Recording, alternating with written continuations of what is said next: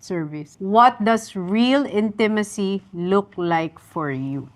Honestly, ang real intimacy for me is when my husband bears his fears, insecurities, worries. Yung parang mas nakikilala ko na. Kasi Ito yung di ba, asawa mo. TD Jake said, intimacy is into me seen. I wanna Be see seen.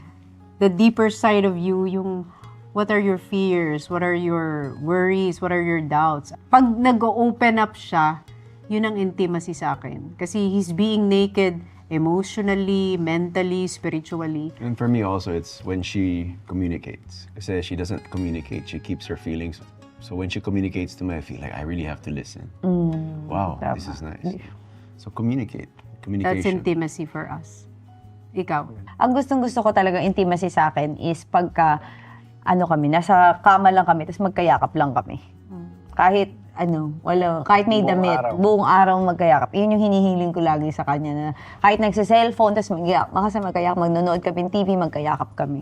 Yun lang.